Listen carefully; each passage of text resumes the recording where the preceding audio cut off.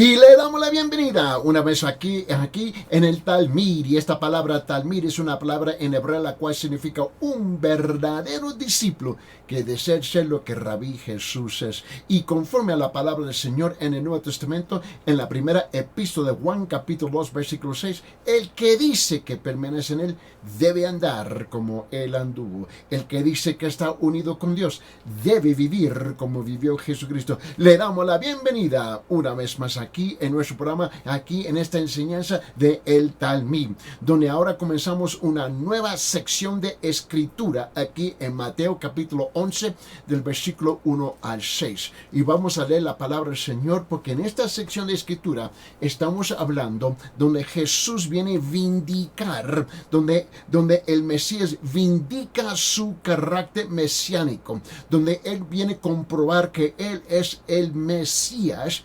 Y aquí comenzamos con Juan el Bautista, donde Cristo viene a defender, ¿no? Y Él da la certeza, la absolutamente certeza, la respuesta dada a un discípulo con dudas que en quien era Juan el Bautista.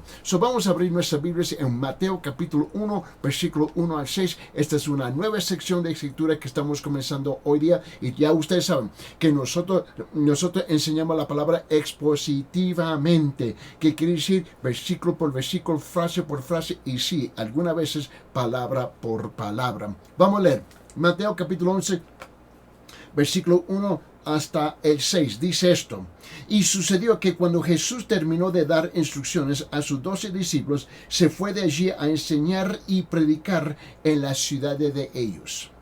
Y al oír Juan en la cárcel de las obras de Cristo, mandó por medio de sus discípulos a decirle: ¿eres tú el que ha de venir y esperaremos a otros? Mira, escuche la pregunta de Juan el Bautista. ¿Eres tú que ha de venir o esperaremos a otro? Y respondiendo Jesús le dijo: id y contar a Juan lo que oís y veis. Los ciegos reciben la vista y los cojos andan. Los leprosos quedan limpios, los sordos oyen. Los muertos son resucitados y los pobres se les anuncia el evangelio. Y bienaventurado es el que no se escandaliza de mí. Note la calidad de la respuesta de Jesús a los discípulos que vinieron representando a Juan el Bautista mientras que él estaba encarcelado. Juan el Bautista, ¿no? Y ahora yo quiero que usted note aquí, porque esta es la misma pregunta que existe hoy día. Hay gente que todavía han nacido, han sido criados en un hogar religioso y todavía están cuestionando si Jesús es el Mesías, si Jesús es el Redentor, si Jesús es el verdadero Salvador, si Jesús sí es quien dice que Él es conforme a las Escrituras. Es aquí donde vamos a entrar con esta nueva sección de escritura, estudiando precisamente la respuesta a esas tremendas preguntas. Note bien, por favor, abre sus Biblias en San Lucas capítulo 7 y el texto fundamental nuestro es aquí en Mateo 11, versículo 1 al 8. Pero el texto fundamental es ese. Ahora vamos a ver si podemos aclarar la respuesta a esta pregunta a través de otros textos y hablando de la certeza, ¿no? La respuesta dada a un discípulo con dudas, Juan el Bautista. Aquí dice en San Lucas capítulo 7, versículo 18 hasta el 23, dice esto: entonces los discípulos de Juan le informaron de todas estas cosas. Y llamando Juan a 2 de sus discípulos, los envió al Señor diciendo: ¿eres tú el que ha de venir o esperamos a otro? Y cuando los hombres llegaron a él, dijeron: Juan el Bautista nos ha enviado a ti diciendo: ¿eres tú el que ha de venir o esperamos a otro? En esa misma hora curó mucho de enfermedades, ¿no? Estamos hablando de Jesús. En esa misma hora curó a mucho de enfermedades y aflicciones y malos espíritus, y a muchos ciegos les dio la vista. Y respondiendo él les dijo, Jesús a los discípulos de Juan el Bautista: id y contar a Juan lo que habéis visto y oído. Y los ciegos reciben la vista, los cojos andan, los reposos quedan limpios, y los sordos oyen, los muertos son resucitados, y los pobres se les anuncia el evangelio. Y bienaventurado es el que no se escandaliza de mí. Note cómo se repite. Perdón. En Mateo capítulo 11, versículo 1 al 6. Aquí en San Lucas, ¿no? En capítulo 7, aquí del versículo 18 hasta 23. Y la cosa más importante que tenemos que recordar es que cuando las escrituras se repiten, es importantísimo. Note que Juan el Bautista había oyó de las obras de Cristo. Él mismo había predicho, Juan el Bautista, él mismo había predicho la venida del Mesías, tal como lo habían hecho los profetas de la antigüedad.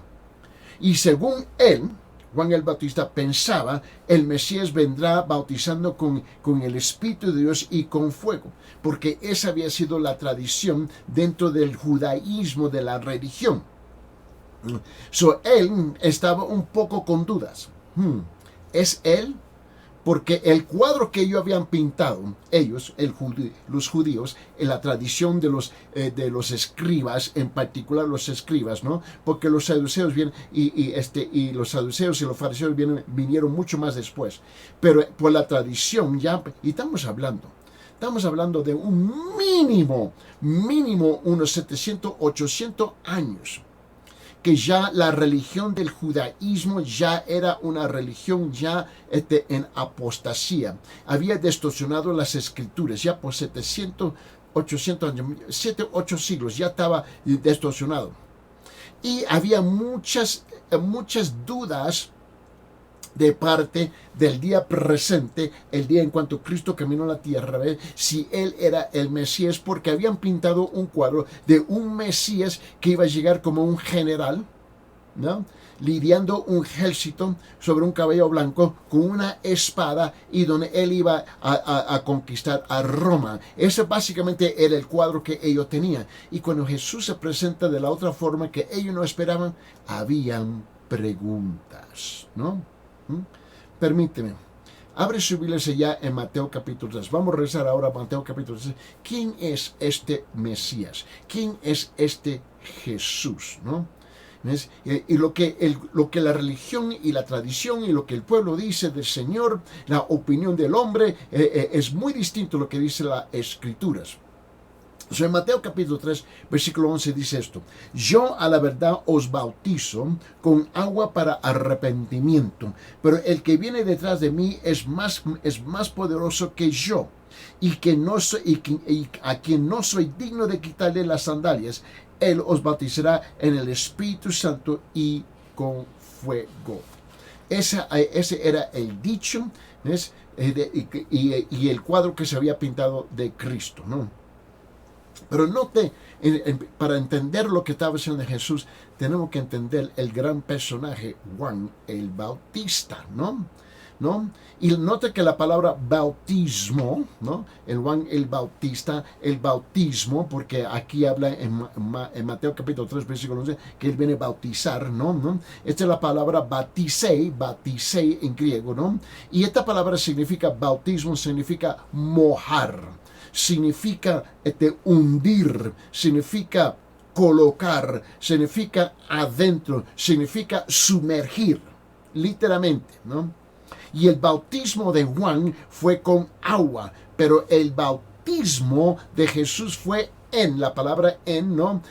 La palabra que aquí es clave en, el que en griego la palabra es ed. En griego, ¿no? La palabra es, él viene a bautizar en el Espíritu y el fuego. El bautismo de Juan fue tanto una preparación. Fue una preparación como un símbolo del bautismo espiritual que Jesús iba a traer. Y el bautismo en agua de Juan significó dos cosas específicas. La primera cosa es que simbolizaba la limpieza de todo pecado. Eso es lo que representaba el bautismo de Juan el Bautista, ¿no? Y una persona estaba siendo preparada para la limpieza que Cristo proveería más adelante, ¿no? Que en cuanto le iba a permitir a la persona a morir y entrar en el cielo, en el paraíso del Señor.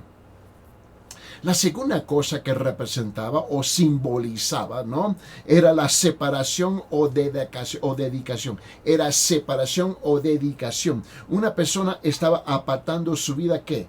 A Dios.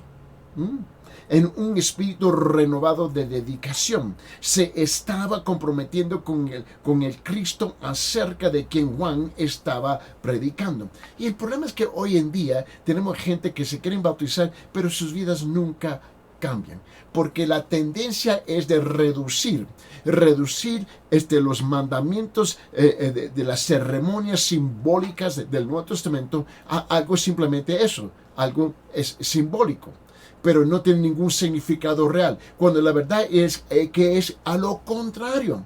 Es completamente a lo contrario, porque este es un acto, un gesto delante de Dios, que me voy a separar de las cosas de este mundo y me voy a dedicar a ti, Señor. ¿Por qué? Porque Cristo murió por mis pecados en la cruz. Si yo creo que esto no tiene una cosa, que el bautismo de Juan se llamaba el bautismo de arrepentimiento. Así se conocía el bautismo de Juan el Bautista, el bautismo de arrepentimiento, es decir, la persona que se arrepintió fue bautizada. No puede haber duda. Se entendía muy claro, si una persona se arrepentía y realmente se volvía al Señor, era bautizada. El problema es que hoy día la iglesia está llena de gente, ¿no?, que solamente lo han reducido a una fórmula, a un gesto ceremonial, a un ritual que no tiene sentido. Y lo peor es que los pastores lo permitimos.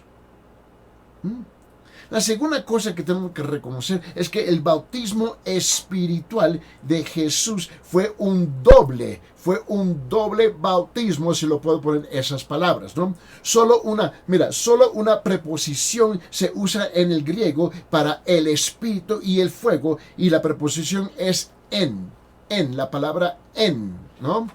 Y eso está bien claro. Jesús bautiza a la persona en el espíritu. Él hunde, Él sumerge, ¿no?, y coloca a la persona en el espíritu. Mientras que la persona era de mente carnal y materialista, ¿no? Ahora se convierte en una mente espiritual. Permíteme. Abre su Biblia ya en Romanos capítulo 8, por favor. Romanos capítulo 8. Mira lo que dice versículos 5, 6 y 7. Abre su Biblia conmigo, por favor, en Romanos capítulo 8, versículos 5, 6, 7 y 8. Mira lo que dice. Comenzando el versículo 5 dice esto, Romanos capítulo 8. Porque los que viven conforme a la carne ponen la mente en las cosas de la carne.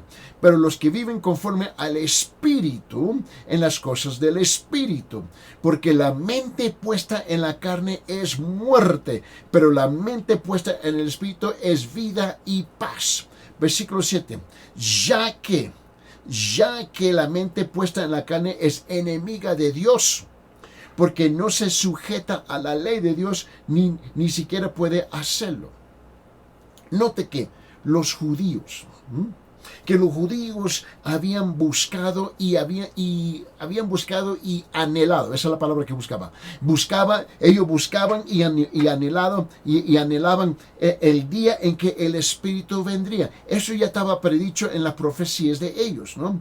Los profetas habían predicho su venida y una y otra vez. Por lo tanto, la gente, ¿no?, sabía exactamente lo que Juan estaba prediciendo. Ellos estaban claros. Somos nosotros que andamos confundidos hoy en día. Se esperaba que el Espíritu despertara y excitara a la gente a tal grado que se movilizaran detrás del Mesías y lo siguieran en el derrocamiento de todos los opresores. El Espíritu debía guiar al pueblo en la liberación de Israel y establecerlo como una de las naciones más grandes de la tierra. Ahora, te recuerda que te había dicho que ellos habían tenido en unos 700, 800 años, como 7, 8 siglos ya habían distorsionado las profecías. En la mente del pueblo judío, el Mesías iba a llegar, ¿no?, como un gran general en un caballo blanco con su espada y un gran ejército, y que el pueblo de los judíos se iba a levantar detrás de ese pueblo, del ejército judío, y ellos iban a derrocar y derribar y derrubar a los romanos y el imperio romano. Eso es lo que ellos esperaban. Ellos entendían, por lo menos, ¿ves?, que el Espíritu iba a venir y despertar en ellos, en sus corazones, ¿no? ¿Ves? Que el Mesías había llegado y lo iban a reconocer. ¿Qué tal idea tenían ellos? ¿Hasta qué punto había distorsionado a ellos el cuadro, la imagen del verdadero Hijo de Dios, el Hijo del Hombre, Jesús, el Mesías? Es el mismo problema que tenemos hoy día. Tenemos un cuadro completamente distorsionado de Cristo Jesús. Lo tenemos hoy día como lo tenemos afeminado. Lo tenemos hoy día, ¿ves?, que Él es solamente un Hijo de Dios humilde que murió por nuestros pecados y nada más. Vamos a dos extremos. Pero los dos terminan en el mismo lugar, en un lugar completamente torcido, distorsionado de quién es y quién era y quién es Jesús el Cristo, el Mesías. Permíteme, para comprender esto un poquito más, vamos a abrir nuestra Biblia, Ezequiel capítulo 36. Ezequiel capítulo 36, por favor, y nota lo que dice en el Antiguo Testamento. Ezequiel capítulo 36, ve lo que dice en versículo 26 y 27. Ezequiel capítulo 36, 26, 27, dice: Además os daré un corazón nuevo y pondré un espíritu nuevo dentro de vosotros, y quitaré de vuestra carne el corazón de piedra y os daré un corazón de carne. Esta es la obra del Espíritu. Pondré dentro de vosotros mi espíritu y haré que andéis en mis estatutos, que andéis en mis estatutos y que cumpláis cuidadosamente mis ordenanzas. Entonces, hay gente que hablan hoy día que ellos no sabían nada del Espíritu Santo en el Antiguo Testamento. ¡Qué mentira! ¡Qué mala representación! ¿Tú crees que el Espíritu Santo apareció por la primera vez en el día de Pentecostés? No, hombre. Ese fue el día que se manifestó de una forma específica con el propósito que nazca la iglesia. ¿Me entiende? Pero no fue la primera vez. Permíteme, abre su Biblia en Ezequiel capítulo 37. Ezequiel capítulo 37, versículo 14. Mira lo que dice, versículo 14.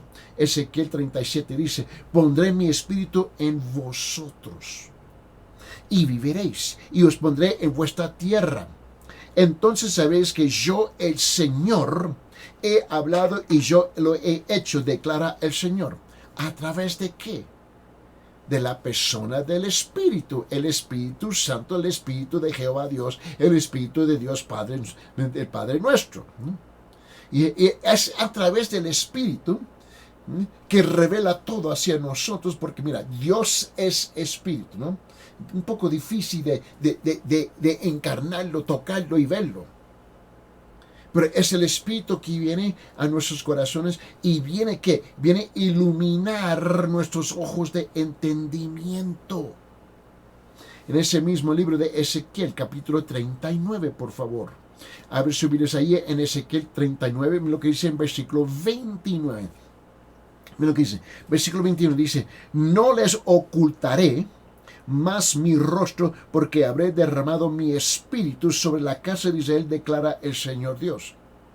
Es la única forma que Dios podía, manifestarse a su criatura, a su creación, al ser humano. Era a través del Espíritu Santo, donde el Espíritu ahora abre nuestro espíritu y podemos tener comunión con Él. Mira lo que dice el profeta Isaías. Y el profeta Isaías dice esto en capítulo 44. Isaías capítulo 44, versículo 3. Versículo 3 dice esto. Dice, porque derramaré agua sobre la tierra sediente y torrentes sobre la tierra seca. Derramaré mi espíritu sobre tu posteridad y mi bendición sobre tus descendientes. Esto ya estaba predicho por mucho tiempo. Entonces, el problema es que mucha gente hoy en día, estamos hablando de esta época donde tú y yo estamos viviendo, ¿no? Piensa como si el Espíritu, piensa que el Antiguo Testamento, ¿no? Que es algo de antigüedad, ya no es revelante, ya no lo necesitamos, porque el Espíritu Santo no estaba ahí, etcétera. Eso es pura ignorancia de la palabra del Señor. Porque él dice, en Isaías el profeta había profetizado, igual como el profeta Ezequiel, que el Espíritu iba a venir sobre los descendientes. ¿Quiénes son los descendientes? Nos incluye a nosotros también hoy en día. ¿Me está escuchando? Ahora mira bien, vaya conmigo con el profeta Joel. El profeta Joel.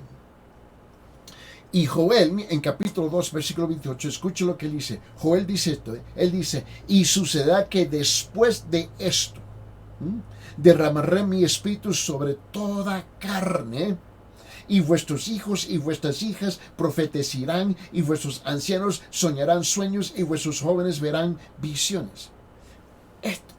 Mira, el Espíritu Santo estaba esperando el momento dado de parte del Padre Celestial para comenzar a hacer su obra, para despertar en nosotros, los descendientes, ¿ves? La presencia de Dios en nuestras vidas.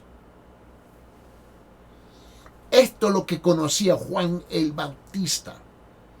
Él lo había entendido muy, muy bien. Él no estaba equivocado de la obra del Espíritu. Lo que se equivocó, y fue algo pequeño, pero sutil y importante, es que por 700, 800 años, 7, 8 siglos, ¿no?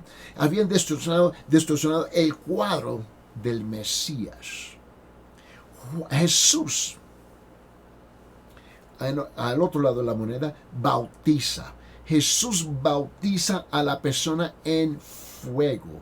En fuego. Mire bien, el fuego tiene varias funciones que simbolizan gratificamente la obra de Cristo, ¿no?